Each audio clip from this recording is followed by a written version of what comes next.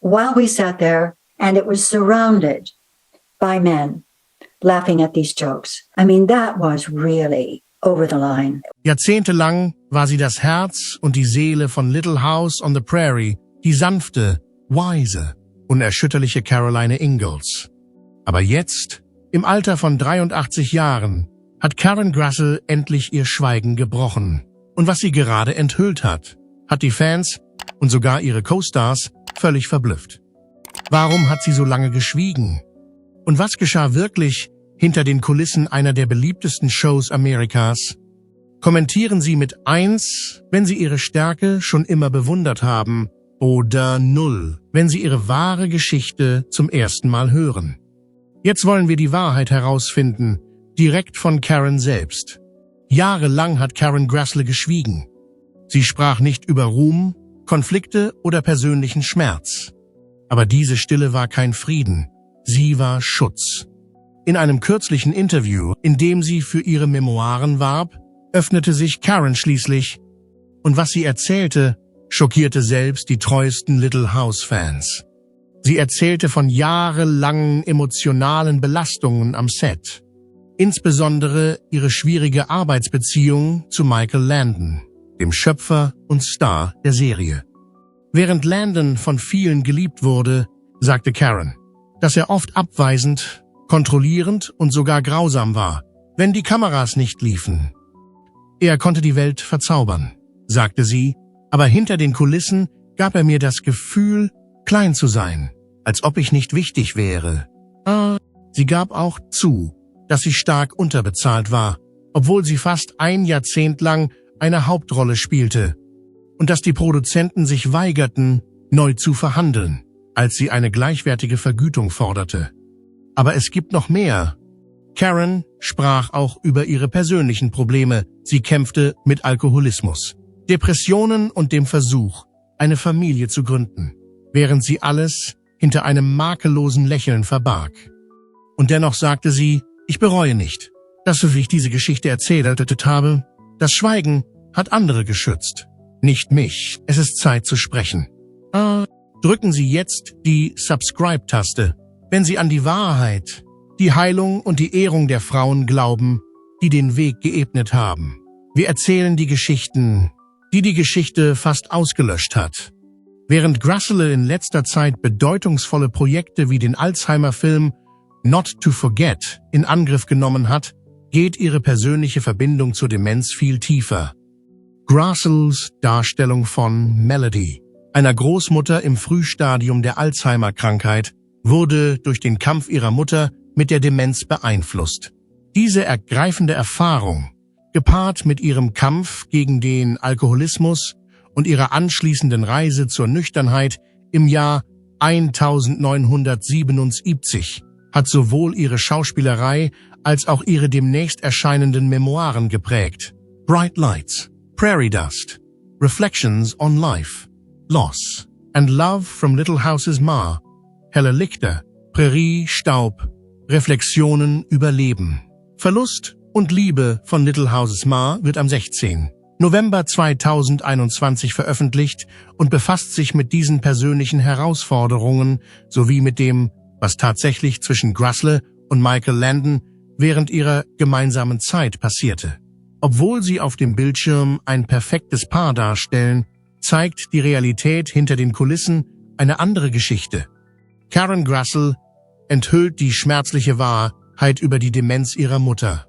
Hinter dem bekannten Gesicht von Ma aus Little House on the Prairie verbirgt sich eine sehr persönliche Reise durch eine der schwierigsten Prüfungen des Lebens. Karen Grassle erzählte kürzlich von ihrer der herzzerreißenden Erfahrung, wie sie mit ansehen musste, wie ihre Mutter allmählich an Demenz erkrankte, eine Enthüllung, die ihrer ohnehin schon beeindruckenden Karriere eine tiefere Bedeutung verleiht. Lange bevor die Alzheimer-Krankheit zu einem weithin diskutierten Problem der öffentlichen Gesundheit wurde, erlebte Grassle die verheerenden Auswirkungen aus erster Hand.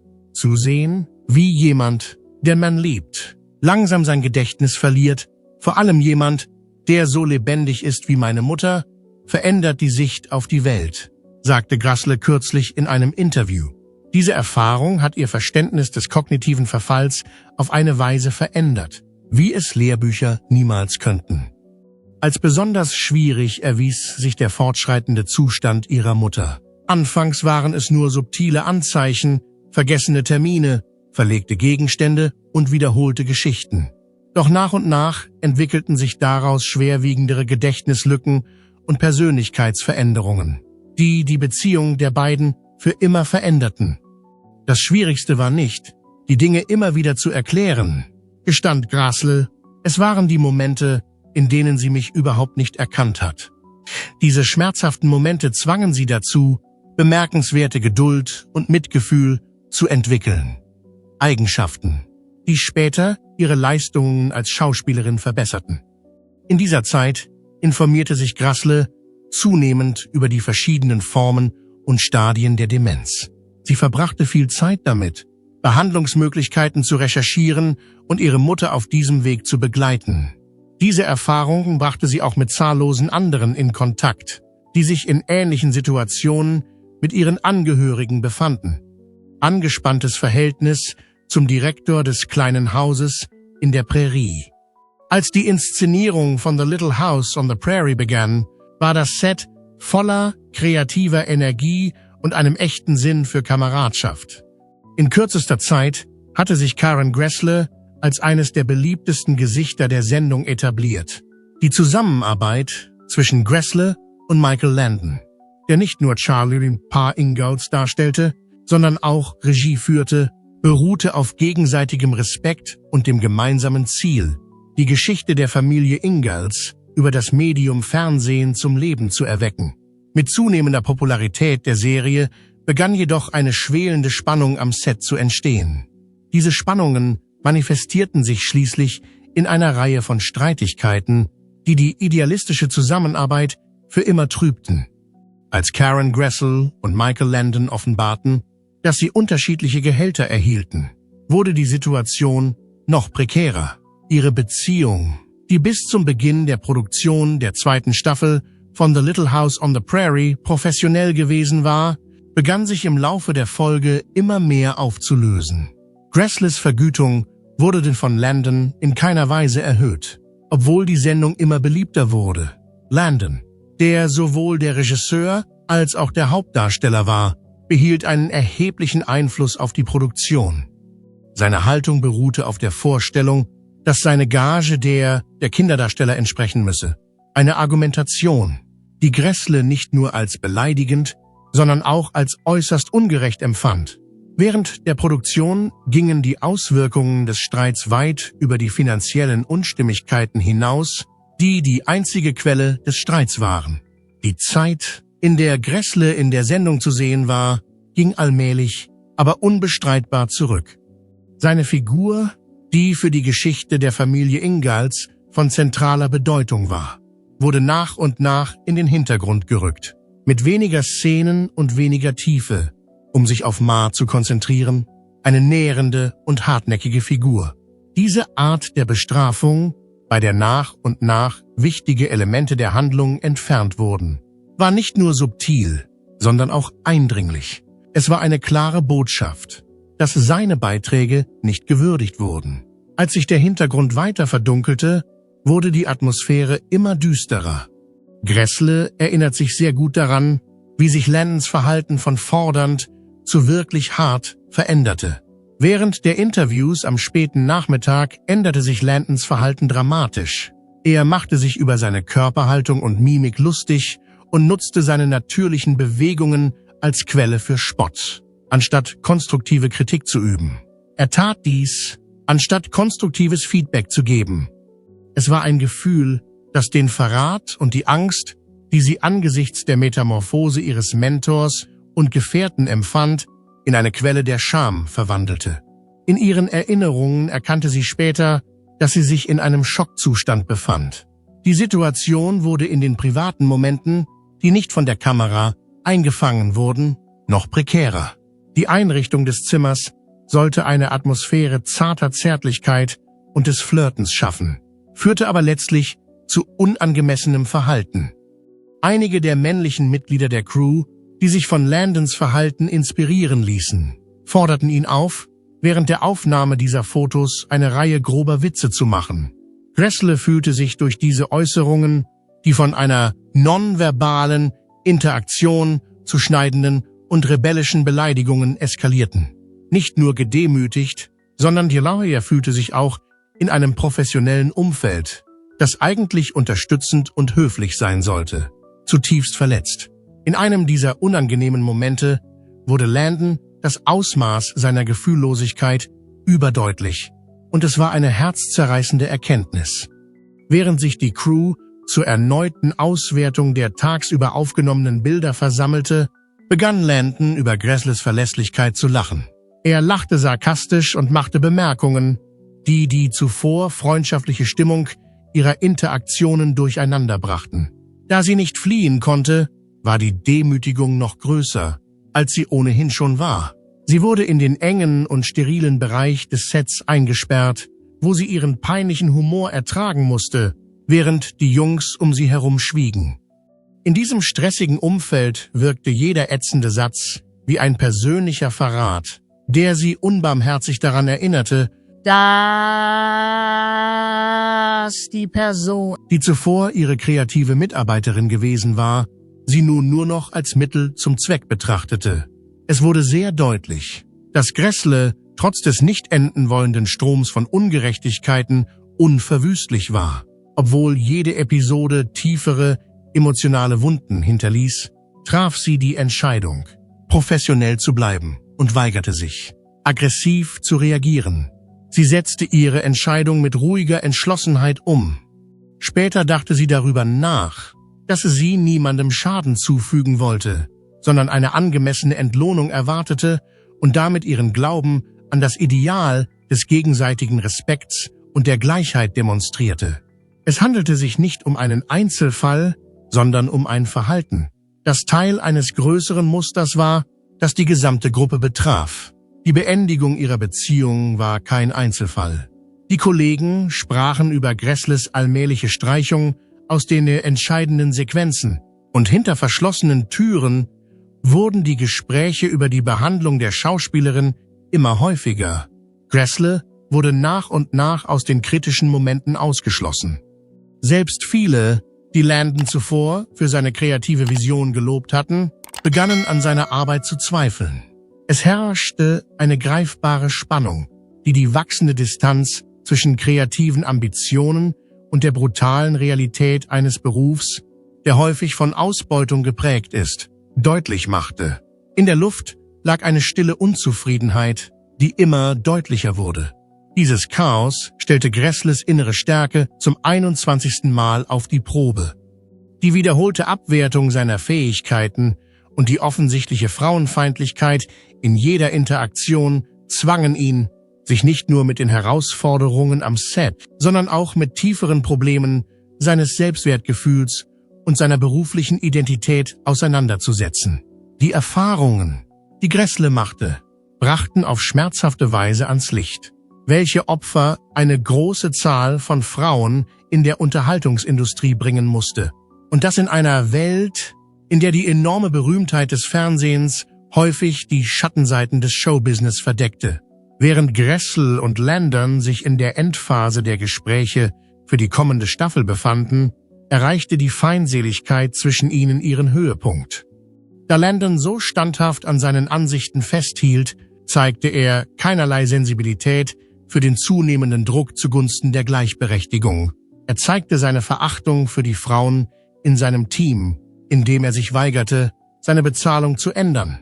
Diese Entscheidung wirkte sich nicht nur auf Grässles berufliches Ansehen aus, sondern vermittelte auch einer großen Zahl seiner Kollegen, die im Stillen unter ähnlichen Problemen litten.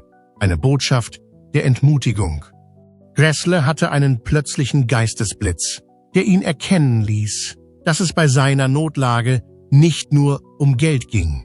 Er hatte das Recht, für sein Talent und seine harte Arbeit anerkannt und gewürdigt zu werden. Die Erzählung von Grässle endete nicht in völliger Verzweiflung, obwohl sie eine emotionale Isolierung und harte Auseinandersetzungen durchlebte.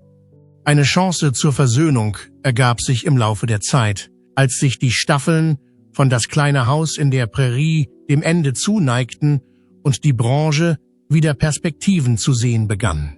In den Jahren nach dem Ende der Serie gelang es Gressle und Landon, ihre schwer beschädigte Beziehung wiederherzustellen.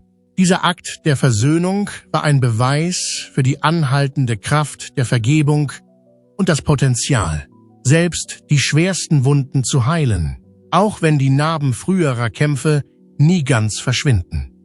Karen Grassle spricht über ihren Kampf gegen den Alkoholismus. Während sie die unerschütterliche Matriarchin in Little House on the Prairie darstellte, war Karen Grassle in einen privaten Kampf verwickelt, den sich nur wenige Zuschauer vorstellen konnten. Hinter ihrer ruhigen Erscheinung auf dem Bildschirm kämpfte sie mit ihrer Alkoholsucht, eine Herausforderung, die letztendlich zu einer tiefgreifenden persönlichen Veränderung führen sollte. Zwei besondere Ereignisse im Jahr 1977 zwangen Grassle dazu, sich mit ihrem Verhältnis zum Alkohol auseinanderzusetzen. Der erste Vorfall ereignete sich, als sie ein Mittagessen für ihre Kollegen organisierte und ein Glas Wein trank, das einzige Mal, wie sie sagt, dass sie bei der Arbeit getrunken hat. Was dann geschah, es beunruhigte sie. Nachdem wir zur Arbeit zurückgekehrt waren, konnte ich nicht aufhören, an die Flasche Wein zu denken, erinnert sie sich. Ich ging nach draußen, ich ging auf die Toilette, ich nahm Mundwasser, ich rauchte eine Zigarette, ich tat alles, um mich abzulenken. Und trotzdem dachte ich, hol den Wein. Es war wirklich demütigend. Der zweite Weckruf kam kurz darauf auf einer feministischen Konferenz, auf der sie ein bisschen zu viel Wein getrunken hatte, bevor sie eine Rede hielt. Infolgedessen redete sie zu lange und schämte sich zutiefst. Vor Frauen, die sie respektierte, vor sich hinzureden. Nach diesem Vorfall wurde sie von einem langjährigen Freund, der die anonymen Alkoholiker besucht hatte, direkt mit ihrem Alkoholproblem konfrontiert. Eine Offenbarung, die Grassle zunächst nicht akzeptieren konnte. Nach einem letzten Zwischenfall, er betrank sich und stritt sich mit einem guten Freund, traf Grassle im Juni 1977 eine lebensverändernde Entscheidung. Das war's. Ich darf nie wieder trinken. Ich dachte, mein Leben würde zusammenbrechen. Gibt sie zu. Ich war besorgt, dass ich meinen Job verlieren könnte. Ich könnte definitiv meinen Freund verlieren. Ich dachte, ich würde nie wieder in ein nettes Restaurant gehen können. Ich dachte, mein Leben wäre vorbei. Bemerkenswerterweise hat sich das Gegenteil bewahrheitet. Es ist so bedeutsam, weil sich von diesem Tag an alles ändert, erklärt Grassle. Ich habe das Leben auf eine völlig neue Weise betrachtet. Ich konnte wirklich entdecken, wer ich war und was ich im Leben wollte. Und Junge, das war eine Menge Arbeit. Und das war es wert. Sie hat ihren Vater durch Alkoholismus verloren. Tragischerweise verlor Grassle nur wenige Monate, nachdem sie nüchtern geworden war, ihren Vater durch Alkoholismus, eine erschütternde Erfahrung, die ihr Engagement für die Genesung verstärkte. Da sie das Fortschreiten der Krankheit aus erster Hand miterlebt hatte, brauchte sie nicht überzeugt zu werden, dass sie tödlich ist. Ich brauchte niemanden, der mir sagte, dass dies eine tödliche Krankheit ist, sagt sie entschieden. Grassle hatte im Alter von 13 Jahren begonnen, Tagebuch zu führen, um das Aufwachsen mit einem alkoholkranken Vater zu verarbeiten. Dennoch stellte sie Ähnlichkeiten zwischen ihren Trinkgewohnheiten fest. Wie ihr Vater war sie hochgradig funktionstüchtig und konnte ihre Karriere trotz ihrer Sucht aufrechterhalten. Ich bin jeden Tag mit einem schrecklichen Kater aufgestanden. Ich ging zur Arbeit, riss mich zusammen, arbeitete hart und konzentrierte mich den ganzen Tag, erzählt sie. Ich glaubte, ich hätte alles unter Kontrolle, weil ich arbeitete. Ich hatte meinen Job nicht verloren. Diese schmerzhafte Familiengeschichte wurde für Grassle zu einem weiteren zwingenden Grund, die Nüchternheit beizubehalten, die nun den größten Teil ihres Erwachsenenlebens bestimmt hat. Karen Grassle spricht über ihre komplizierte Beziehung zu Michael Landon. Jahrelang glaubten die Fans von Little House on the Prairie, dass die Ingalls Eltern abseits des Bildschirms genauso eng miteinander verbunden waren, wie sie es im Fernsehen darstellten. Doch Karen Grassel hat kürzlich die Wahrheit hinter ihrer komplizierten beruflichen Beziehung zu Michael Landon enthüllt. Der Hauptkonflikt zwischen Grassel und Landon ergab sich aus den Gehaltsverhandlungen während der zweiten Staffel der Serie in den Jahren 1975, 1976. Ich fühlte mich als sein Co-Star in einer Hitserie beleidigt. Ich wollte niemanden ausnehmen, aber ich erwartete einen fairen Lohn, erklärte Grassel über seine Forderung nach einer Gehaltserhöhung, die Landon zunächst ablehnte. Als Hauptdarsteller und ausführender Produzent soll Landon versucht haben, sie davon abzubringen, indem er behauptete, dass die Tests des Senders gezeigt hätten, dass Ma nicht die beliebteste Figur ist, also wollen sie dir nicht mehr Geld geben. Nach und nach verschlechterte sich die Situation. Nachdem sie auf eine bessere Vergütung gedrängt hatte, stellte Grassel fest, dass ihre Figur in immer weniger Szenen auftauchte und in den Handlungssträngen im Grunde nur noch eine Nebenrolle spielte. Außerdem erzählte sie, dass Landon sich während des Überprüfungsprozesses über ihr Aussehen lustig gemacht habe, was zu Gelächter in der Crew führte. Vor dem Gehaltsstreit war die Arbeitsbeziehung der beiden positiv. Als ich zum Pilotfilm kam, war er sehr freundlich und einfühlsam und ein guter Regisseur, der mir wirklich die Chance gab, mich zurechtzufinden. Denn das Fernsehen war ein neues Medium für mich, erinnerte sich Grassel. Es fing wirklich sehr, sehr gut an. Es blieb nicht großartig. Die Spannungen äußerten sich auf unangenehme Weise. Vor allem während Schlafzimmerszenen, die eigentlich süße Momente zwischen den Ingalls Eltern hätten sein sollen. Erzählte Grassel, dass Landon unangemessene Witze erzählte. Er fing an, schmutzige Witze zu erzählen, während wir in diesem Bett saßen. Und ich konnte nirgendwo hin, sagte sie. Ich war in diesem kleinen Bett, in diesem kleinen Raum gefangen und überall standen Männer herum.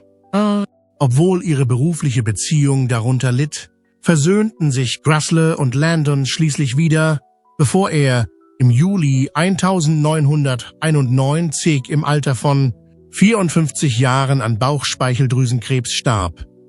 Mike und ich hatten ein positives Ende. Und darüber war ich sehr, sehr froh, räumte sie ein. Ich bin sehr dankbar, dass wir unsere Differenzen bereinigt haben. Diese Versöhnung bildete den Abschluss einer Beziehung, die trotz ihrer Schwierigkeiten ein wichtiges Kapitel der Fernsehgeschichte darstellte. Während ihrer Konflikte behielten beide Schauspieler ihre professionellen Leistungen bei und schufen so die geliebte Familiendynamik, die auch Jahrzehnte später noch beim Publikum ankommt. Karen Grassel geht nun auf die Mitte ihrer 80er Jahre zu und meistert ihr Leben auch. Lange nach ihrer Rolle als Caroline Ingalls an der Seite von Michael Landon mit Ausdauer und Weisheit. Ihre Reise durch die letzten Jahre zeigt eine Frau, die sowohl Herausforderungen als auch Chancen mit bemerkenswerter Anmut meistert. Ihr frühes Leben im Kampf. Der Weg, den Karen Grassel geht, um berühmt zu werden, ist geprägt von persönlichem Leid, hartnäckigem Willen und einer klaren Entscheidung, die ihr Leben für immer verändern wird. Geboren in Nordkalifornien und im Alter von 5 Jahren mit ihrer Familie nach Ventura gezogen, waren Karens frühe Jahre von den enormen Disparitäten ihres Geburtsortes geprägt. Ihr Vater warf einen ständigen Schatten der Instabilität und des Kummers auf die Familie. Er war ein Immobilienhändler, dessen beruflicher Erfolg von seinen destruktiven Gewohnheiten überlagert wurde, ein Alkoholiker mit wiederkehrenden Selbstmordgedanken. Ihre Mutter, eine engagierte Lehrerin, stand im Mittelpunkt dieser Anarchie. Sie musste hart und rigide werden, um die vielen Schwierigkeiten im Haus nach dem unberechenbaren Verhalten ihres Mannes zu bewältigen. Dieses Milieu des Kampfes und des Aushaltens veränderte Karens Identität nachhaltig, was sie später in ihrem Werk darstellte. Als sie eines Tages ihre Gedanken erläuterte, sagte sie: Ich verstand die Mutter in dem kleinen Häuschen in der Prärie im Sinne des starken Bildes meiner eigenen Mutter. Ich führe ein anderes Leben als sie. Von ihren ersten Begegnungen an hat Karen sowohl die schrecklichen Wunden des Familienkonflikts als auch einen hartnäckigen Geist in sich aufgesogen, der sie dazu antreibt, Trost und Erfolg in der Kunst der Show zu suchen. Karen fühlte sich schon in jungen Jahren von der Welt des Tanzes und des Theaters angezogen. Sie entwickelte ihre Liebe zur Bühne, indem sie sich an einer nahegelegenen Tanzschule einschrieb und ihrer Schule bei Theateraufführungen half. Diese Leidenschaft wurde bald zum Grundpfeiler ihrer Zukunft. Nachdem sie 1959 ihren Abschluss an der Ventura High School gemacht hatte, schlug sie einen akademischen Weg ein, der sie zunächst an das Sophie Newcomb Memorial College an der Tulane University und dann an die University of California in Berkeley, wo sie 1965 einen Doppelabschluss in Englisch und Theaterwissenschaften machte. Ihre akademische Brillanz und ihre natürliche Begabung brachten ihr später ein begehrtes Fulbright-Stipendium für ein Studium an der Londoner Academy of Music and Dramatic Art ein, eine Erfahrung, die ihr Bewusstsein für Theater und Bühne stark verbesserte und die Grundlage für ihre vielfältige Karriere legte. Obwohl Karen einen glänzenden Start hatte, war ihr Berufsleben mit zahlreichen Herausforderungen und großer Unsicherheit behaftet. Hauptsächlich für ihre Arbeit auf der Bühne bekannt, kämpfte sie mit den Anforderungen eines hart umkämpften Theaterklimas und suchte nach finanzieller Stabilität. Nach ihrer Rückkehr aus London war ihr erstes professionelles Engagement eine Spielzeit am Front Street Theater in Memphis, Tennessee. Sie spielte in Originalstücken auf PBS mit, trat in mehreren Wohnheimtheatern und Repertoires in ganz New York auf und spielte während ihrer Jahre dort sogar die Hauptrolle in 3 verschiedenen Drehbüchern. Ihr Debüt am Broadway gab sie 1968 mit dem kurzlebigen Stück Gingham Dog. Dann spielte sie am Broadway die Hauptrolle in Butterflies Are Free und hatte später am LH Theater in Denver an der Seite von Maureen O'Sullivan und Brandon DeWilde, der leider kurz nach ihren Auftritten verstarb, einen schönen Auftritt. Karen arbeitete mit Stars wie Christopher Walken, Sam Waterstone und William Devane zusammen und glänzte auch in der St. Berlin-Produktion bei Shakespeare in the Park. Obwohl sie künstlerisch erfolgreich war, verdiente sie nur wenig und die Ungewissheit ihrer frühen Karriere erhöhte die Anforderungen an ihr Privatleben zusätzlich. Nach einer schrecklichen ersten Ehe, die in 3 zerbrochenen Partnerschaften endete und der schwierigen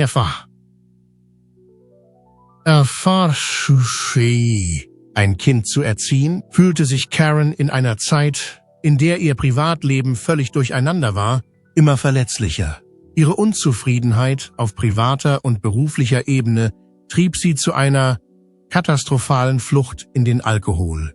Ein Verhaltensmuster, das dem selbstzerstörerischen Verhalten ihres Vaters schockierend ähnlich war. Ihre jungen, dunklen Gänge waren von Ungewissheit und Einsamkeit gesäumt. Jede Seite verstärkte die emotionalen Narben und drohte ihre Gedanken zu begraben. Dann, Anfang 1973, erlebte Karen einen Wendepunkt, der ihr Leben bestimmen sollte. Sie bewarb sich für die Rolle der Caroline Ingalls in der Fernsehserie La Petite Maison dans la Prairie, die zum Kult wurde, und das mitten in der Agonie, die auf das Scheitern ihrer ersten Ehe folgte.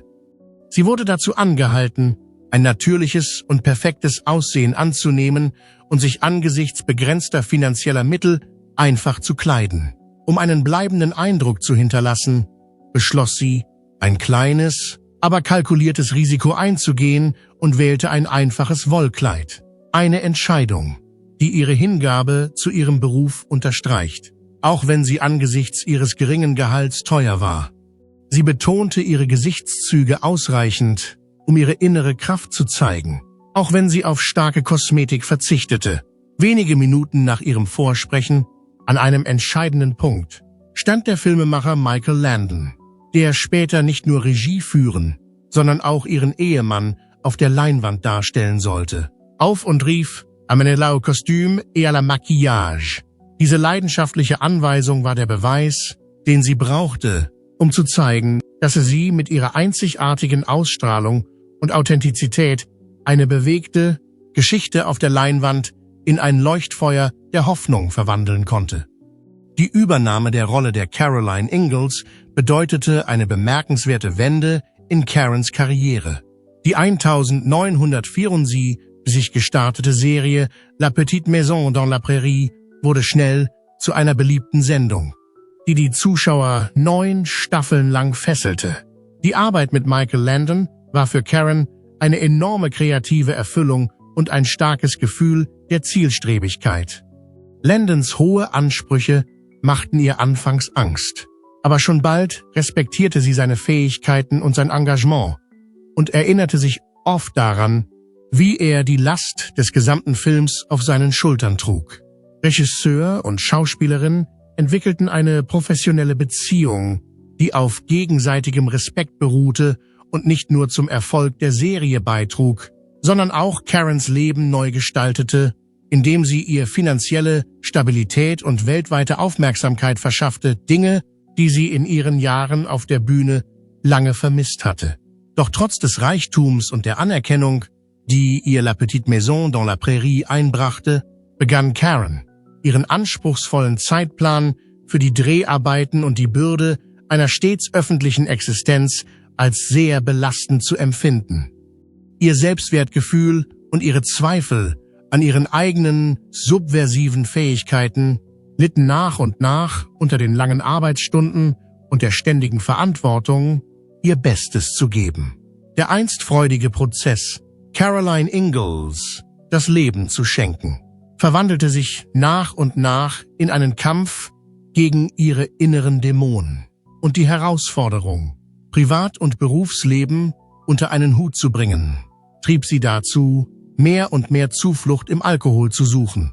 Ich habe mehr und mehr getrunken, um mit diesen Problemen fertig zu werden, wie sie später zugab.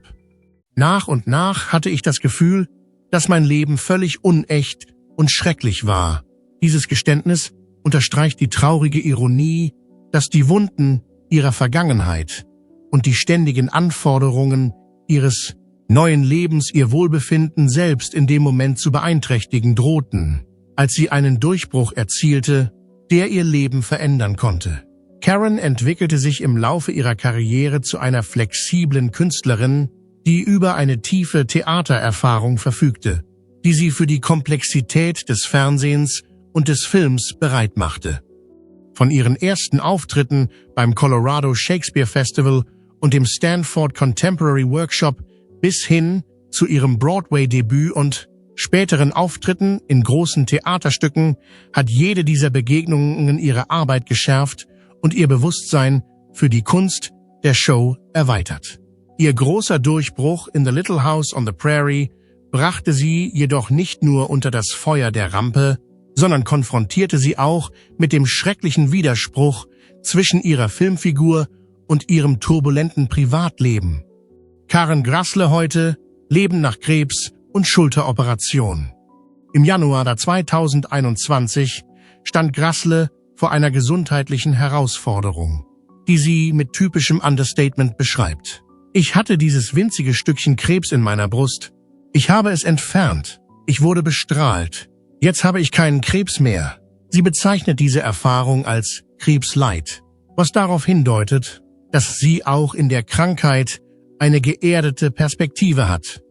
Während ihrer Genesungszeit und der anschließenden Schulteroperation beschloss Grassle, ihre Energie nach innen zu lenken.